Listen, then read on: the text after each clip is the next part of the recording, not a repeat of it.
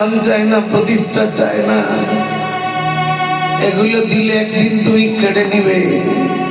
তুমি আমায় এমন কিছু দাও,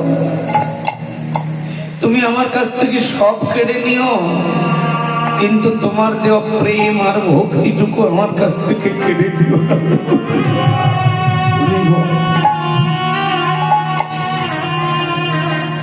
ভক্ত সবসময় প্রেম চায়, ভক্তি চায়। শত দুঃখের মাঝেও তিনি ভক্তিকে আশ্রয় করেন। রাধারানী গোবিন্দের চরণে বলেছিল, দয়াময় তুমি আমাকে 3 জনম কাঁদিয়েছ, আমার এতটুকু দুঃখ নেই কেন জানো? কারণ আমি যে তোমার দুঃখের মধ্যেও তোমার চরণ সেবা করেছি। তাই তোমার চরণ সেবা করলে আমার সব ব্যথা দূর হয়ে যায়।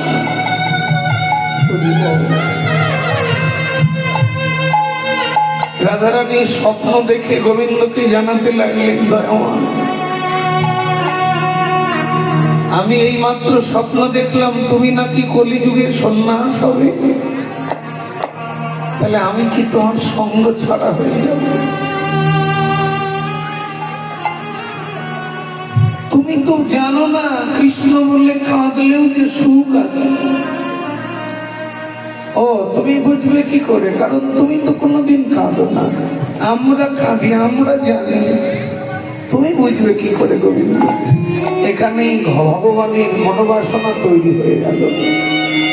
তাই তো ভক্ত কাঁদে কৃষ্ণ বললে গড়াগড়ি যায়, আমি তো তার স্বাদ বুঝিনি কোনোদিন। ভগবানের মনোবাসনা তৈরি হয়ে গেল। সেদিনই রাধারানীকে বলেছিল, ওগো প্রেমময়ী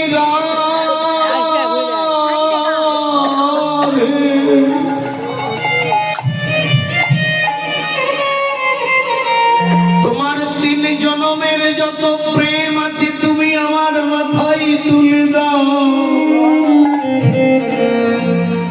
তোমার 3 জনমের যত অশ্রু আছে তুমি আমার মাথায় তুলে দাও। প্রাণ গোবিন্দ রাধারানীর চরণ জড়িয়ে ধরে বলেছিল, রাধে গো আমি তোমার প্রেম নেব, তোমার অশ্রু নেব, তোমার ভাবক্রান্তি অঙ্গে ধারণ করব।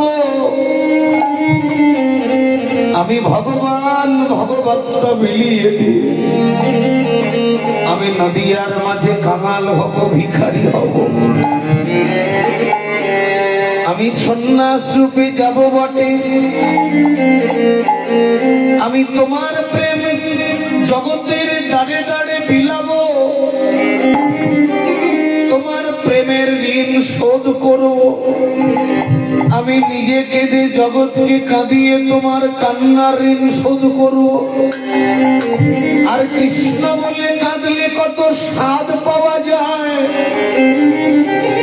সেই স্বাদ আস্বাদনের লাগি আমি সেদিন কলিযুগে ভগবত্তা বিলিয়ে কাঙাল হব। স্কন্ধে ভিক্ষার ঝুলি নিয়ে হস্তে হরি নামের মালা নিয়ে আমি যে নদিয়ার পথে পথে আমি কি বলে কাঁদবো জানো রাধে? সেদিন আমি ভগবান হয়ে রাধে বলি,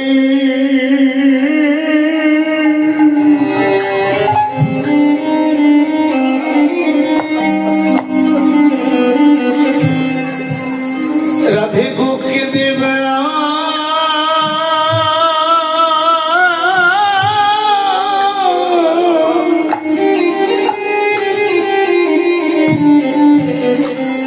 আমি কি দেবে গাবো,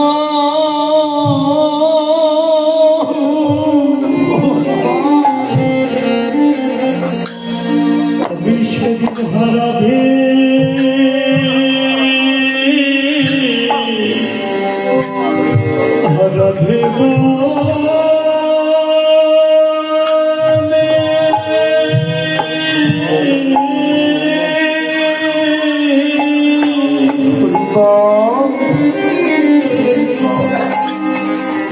আমি সেদিনকে দেবে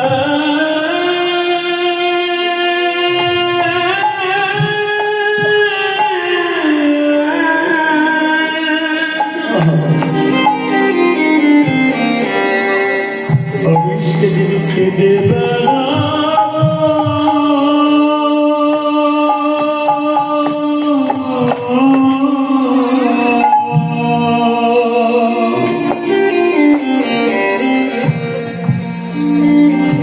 রাধে গো তোমার প্রেমরি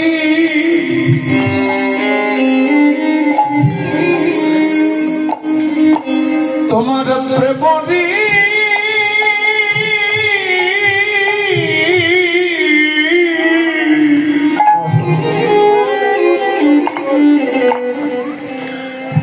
পরিশোধ করবার লাগি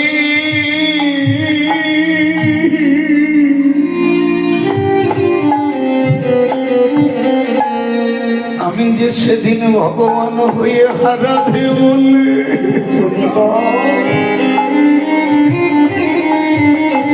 ওরে হারাধে বলে নদিয়ার পথে পথে কেঁদে বেড়াবো রাধে তোমার জয় গৌর হরিব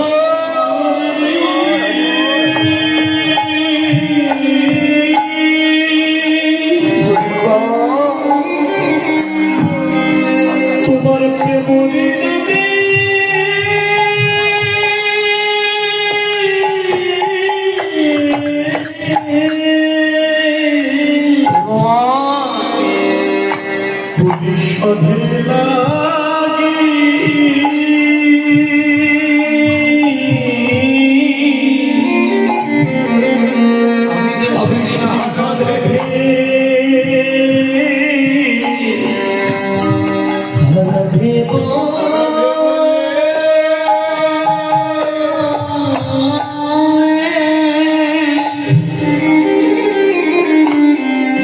আমি কেঁদে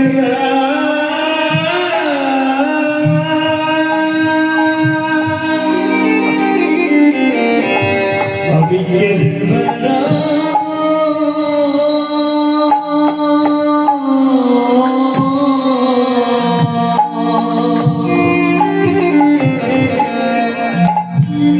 একবার হারাধে কৃপা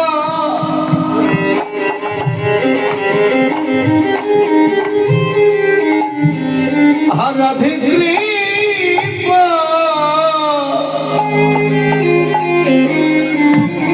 করো বলে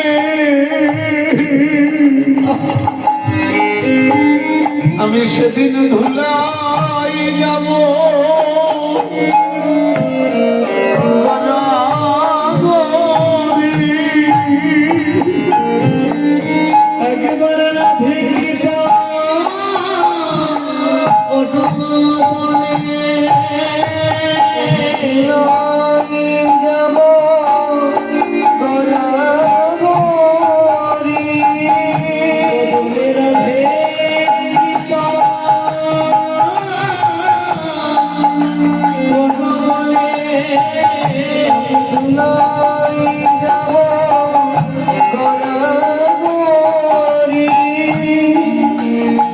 আমি ভগবান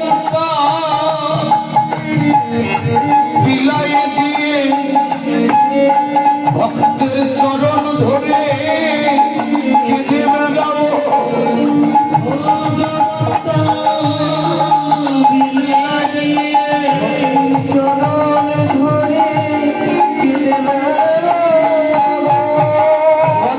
হারাধে হারা কৃষ্ণ বলে ওই নদিয়ার পথে পথে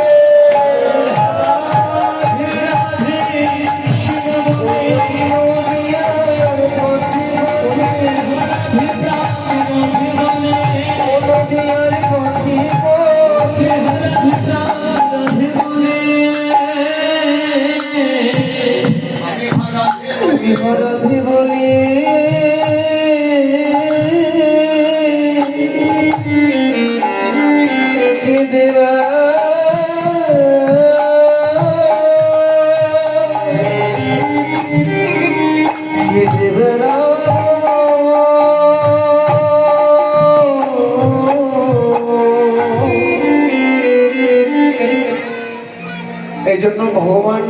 কিছু বাদ দিয়ে প্রেমেরটাকে মাথায় করে নদিয়ার পথে পথে ভগবত্তা বিলিয়ে দিয়ে যে প্রেম আস্বাদন করলে জগতের মানুষকে বললেন, হে মানুষ, তোমরা যদি একবার দিনন্তে হা গৌর বললে নয়নের জল দিতে পারো, তাহলে তোমাদের জীবনের সমস্ত দুঃখ দুর্বিহিত হবে। আর যদি সংসার আনন্দ পেয়ে আমাকে ভুলে যাও, তাহলে তোমার জীবনে যে কান্নাটা আসবে, সেই চোখের জলটা সেদিন কিন্তু আমি আর গ্রহণ করব না। সংসার হচ্ছে বিছানল, সংসার দাবানল। তোমাকে কোনো না কোনো একদিন কাঁদতেই হবে সংসারে। তাই যারা সুখে থাকতে থাকতে কৃষ্ণ বলে কাঁদে, জগতে তাদের দুঃখ আসে না। আর যারা দুঃখে কাঁদে, তাদের চোখের জলটা ভগবান আর গ্রহণ করে না। এই জন্য সব আছে, তবুও কৃষ্ণ বলে কাঁদছে। আমার একটু মন দিয়ে শুনবেন। রাজা প্রতাপরুদ্র,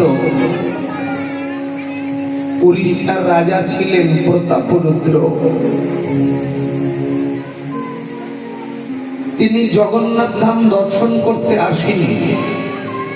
খুব দাপটে অহংকারী রাজা। এই খবর পেলেন মহাপ্রভু। মহাপ্রভু উড়িষ্যার রাজা প্রতাপরুদ্রের অহংকার চূর্ণ করার জন্য গেলেন তার কাছে। ওমায়ের একটু মনোযোগ দিন, খুব মন দিয়ে শুনবেন কথাগুলো।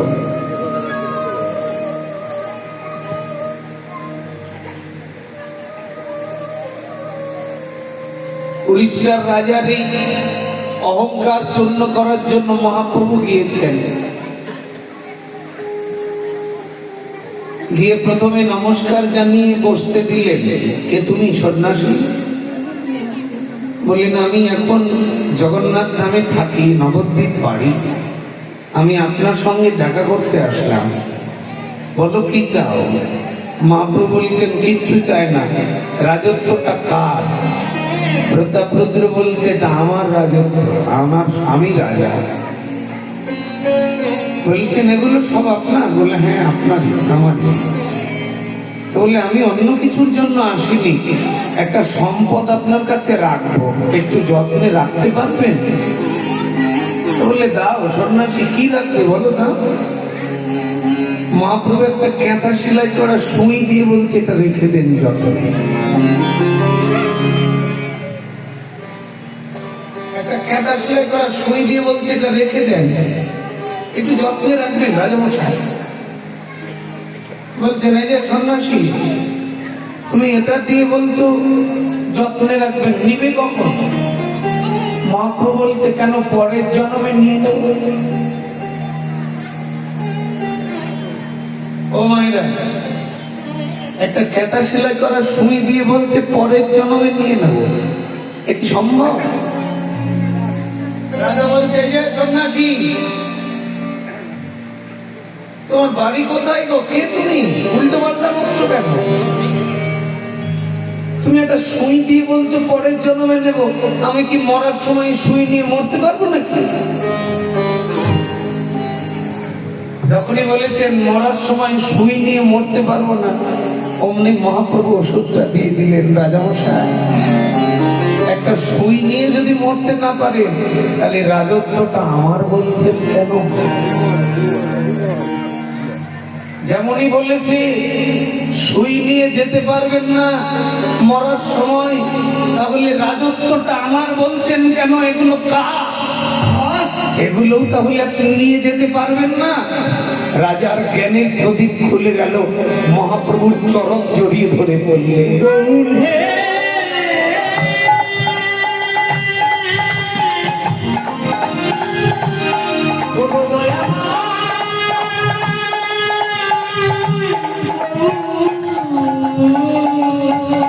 সন্ন্যাসী, কে তুমি? কি তোমার পরিচয়? এতদিন রাজত্বটা আমার ভাবতাম, আমি রাজা, আমার রাজত্ব। তুমি আমার জ্ঞানের প্রদীপ খুলে দিলে, আমি তো মরার সময় কিছু নিয়ে মরতে পারবো না। তাহলে এগুলো তো আমার নয়, এ কথা তো কেউ কোনোদিন ভাবায়নি। তুমি আমাকে ভাবনার রাজ্যে নিয়ে গিয়ে আমার জ্ঞানের প্রদীপ খুলে দিয়েছো। বলো সন্ন্যাসী, তুমি আজ থেকে আমার গুরু, আমার প্রশ্নের উত্তর দিয়ে যাও। আমার যদি পৃথিবীতে রাজত্ব আমার না হবে, তাহলে আমার বলতে কি দিয়ে যাব আমি?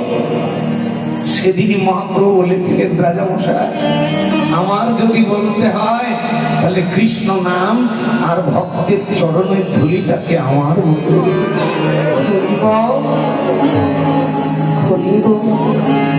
এই পৃথিবী থেকে শুধুমাত্র কৃষ্ণ নাম আর চরণের ধুলি ব্যতীত কেউ যে কোনো কিছু নিয়ে মরতে পারবে না গো রাজা। সেদিন থেকে প্রতাপরুদ্র রাজা জগন্নাথ ধামে গিয়ে ঝাড়ু দিত।